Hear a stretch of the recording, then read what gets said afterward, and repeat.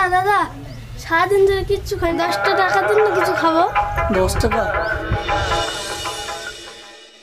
এই গল্পটা শুরু হয়েছিল আজ থেকে 2 বছর আগে, যখন আমি গ্রাম থেকে শহরে এসেছিলাম চাকরির জন্য। পড়াশোনাতে ভালো থাকার পরেও কোথাও কোনো চাকরি পাইনি। অনেক জায়গায় অ্যাপ্লাই করেছিলাম, তাতে কোনো লাভ হয়নি, কোনো কল আসেনি। নিজের প্রতি আত্মবিশ্বাস এবং পকেটের টাকা দুটোই শেষ হতে চলেছিল।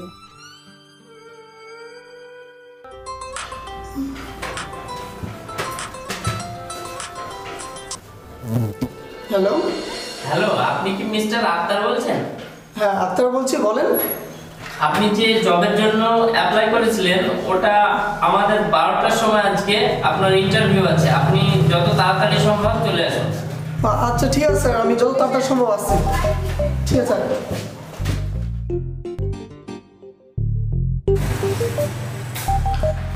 শামিম, আজকে তো আমার ইন্টারভিউ, আমি ইন্টারভিউ দিতে যাচ্ছি, আর আমার কাছে একদমই টাকা নেই। তো তুই আমাকে 200-250 টাকা দিলে আমার ভাই খুব উপকার হতো। আমি ইন্টারভিউ সেরে এসে তোকে 2-1 দিনের মধ্যে ফেরত দিয়ে দিতাম। ভাই তুই তো জানিস আমার টাকার অভাব চলছে, তার সত্ত্বেও তুই টাকা চাইতে চলে এসেছিস। ভাই তুই দেখ, টাকার জন্য আমি একটা মাল লাগাতে পারিনি, তোকে আমি কী করে টাকা দেবো? ভাই তোকে আমি টাকা দিতে পারবো না, তুই আমাকে ক্ষমা করে দিস। বন্ধু সাহায্য না করায় কিছুটা রাস্তা লিফট নিয়ে যাওয়ার চেষ্টা করলাম।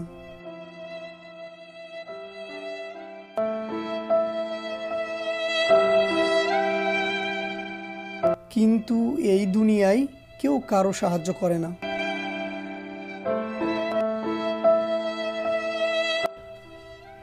যখন আমাকে কেউ মেন রোডে হেল্প করলো না, তখন আমি হাঁটতে হাঁটতে লোকাল রোডের দিকে এগিয়ে আসলাম, যদি কেউ আমাকে হেল্প করে।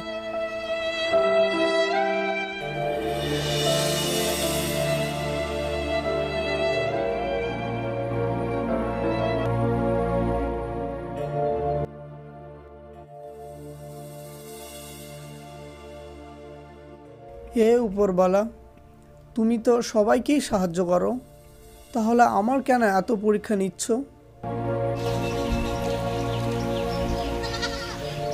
কি ভাই এত দুশ্চিন্তা করছো তখন থেকে বসে বসে, কি ব্যাপার তোমার? সমস্যা? সমস্যা না, তেমন কোনো সমস্যা নেই। বলো না, যদি আমি তোমার কোনো সাহায্য করতে পারি। আমার সমস্যা বলতে, আজকে আমার ইন্টারভিউ ছিল, তো আমার বেশ কিছু টাকার প্রয়োজন ছিল, 250-300 টাকার। বন্ধুর কাছে গিয়েছিলাম, চেয়েছি, পাইনি। তো ইন্টারভিউটা আজকে মনে হয় হবে না। দেখো আমার কাছে কিছু টাকা আছে, এইটা নিয়ে যাও। না না, আপনার টাকা লাগবে না আমার। না না না, আরে নাও, ধার হিসাবেই নাও না। আপনি চেয়ে চিন্তে দিন চালান। ঠিক আছে, তুমি ধার হিসাবেই নাও, রাখো। ঠিক আছে, আমি ধার হিসাবে নিচ্ছি। যাও। আমি এসে টাকা ফেরত দিয়ে দেবো তাহলে। ঠিক আছে, আমি সবসময় এখানেই থাকি, তোমার যখন ইচ্ছা এসে দিয়ে দে। ঠিক আছে, যত তাড়াতাড়ি সম্ভব আমি ফেরত দিয়ে দেবো। ঠিক আছে।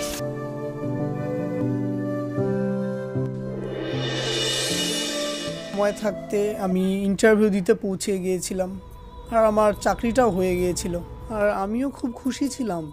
আর এই খুশিটা বাবার সঙ্গে শেয়ার করতে চেয়েছিলাম, তাই আমি ছুটতে ছুটতে বাবার কাছে গিয়েছিলাম।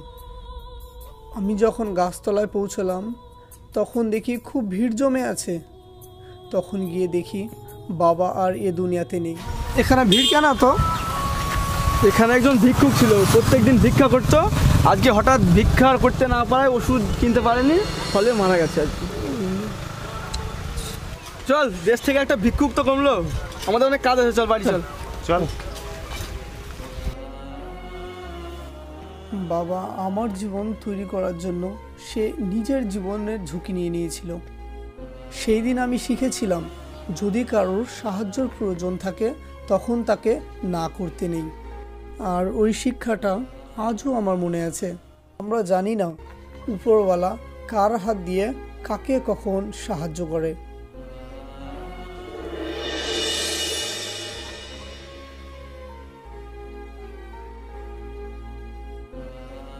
এই জন্যই সব সময় সাহায্যের হাত বাড়িয়ে দিতে থাকুন। কে জানে আপনার ছোট্ট সাহায্য কারোর জীবন বদলে দিতে পারে।